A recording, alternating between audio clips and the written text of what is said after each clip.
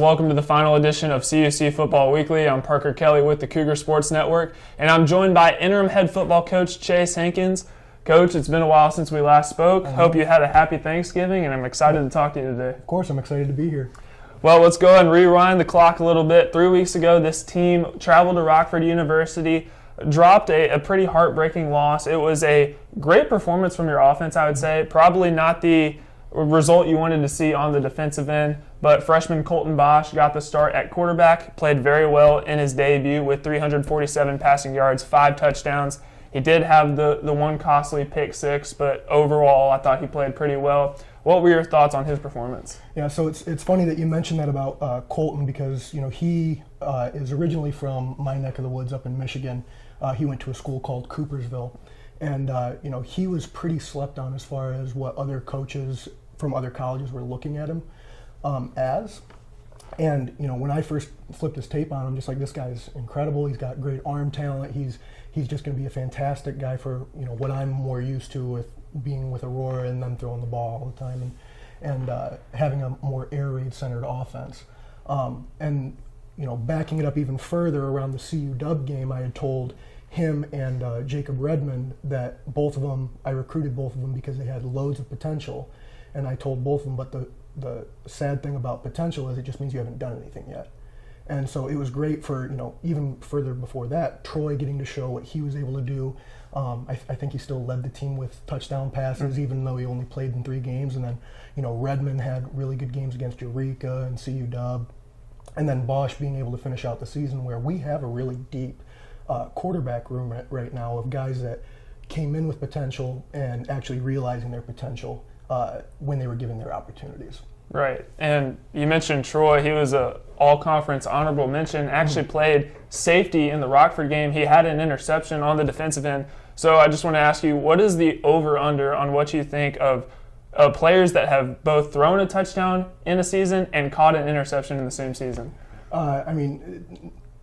Slim. I would say it's maybe 1.5. I think Troy might have been the only one that I know in the last 20 years that have been able to do something like that. But, kind of talking about Troy a little bit, his value that he adds to the team is something that you just can't measure.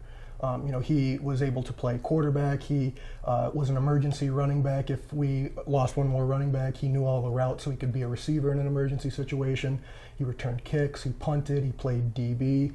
And, all of that's great, but, Troy as a person is easily on the Mount Rushmore of guys that I've coached, just as a person. And I have a great relationship with him, and I have a great relationship with his dad, just kind of talking about philosophies of coaching and how to be a leader. And Troy's impact as a leader far exceeds anything that he's ever done on the football field. So he is more than deserving of that honorable mention.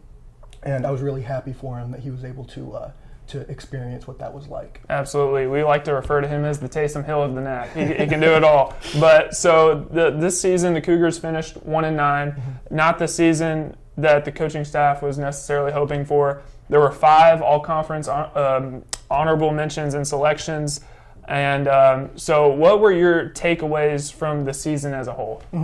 Yeah, so, my entire philosophy as far as coaching is like, it's always in your best interest to win your next game, and you should never compromise on what it is that you truly want. And what we all want is to obviously have more success on the field.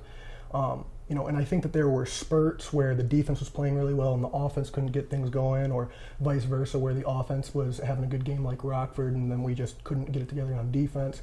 Special teams, there were really good highs and really low lows as well, where we're playing really good football. We're just not all playing it at the same time.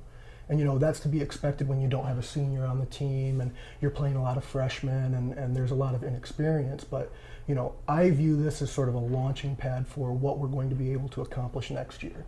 And I already addressed it with the team when they named me interim that, we're not going to compromise on what it is that we truly want. We want to win games, and we're positioning ourselves with our retention and excitement and reworking the lifting program and reworking the schematics, that we're positioning ourselves where hopefully this time next year, instead of everyone saying, oh, well, it was a disappointing year, everyone's going to be saying, oh, how'd you guys do that? How were you able to position yourself and surprise people the way that you did? So hopefully that's a prediction. I think it's kind of a spoiler of what next year is going to be. So we'll see. And I saw the guys in the weight room this week. They're getting after it after a little time off for Thanksgiving. But what are the expectations for the offseason? What do you want to see from your team moving forward? Yeah, so lifting, our lifting schedule is not just going to be designed to get guys stronger. It's going to be designed to be mentally taxing. We want them to experience hardship in the weight room. We want them to deal with frustrations in the weight room. And we ultimately want to build our culture along with their body as well. So, the lifting program is going to pivot pretty dramatically here. We've got a mutual friend that helped me out with building a Division I level lifting program that we're going to install within the confines of what we can. And all of that's designed to just make them realize things about themselves that they didn't think was previously possible. And this week has been really fantastic in just introducing a little bit of a taste of what they're going to experience. But it's only in like half an hour segments, and I'm just telling them, like, you think this is hard now, wait till we get you for a full hour, and wait till we get you 4 days a week.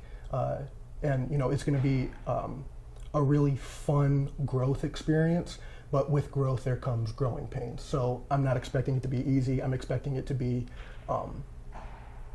very helpful, to put it that way. Yeah. Well, Coach, I appreciate your time today and making time for this interview throughout a hectic offseason. I know you have a visit day tomorrow, but just wanted to thank you for your time. I appreciate it. It may be the offseason, but for any updates regarding CUC football, make sure to check out our athletics website at cucougars.com. I'm Parker Kelly signing off for the final time, and we'll see you next season for CUC Football Weekly. Go Cougars. Go Cougs.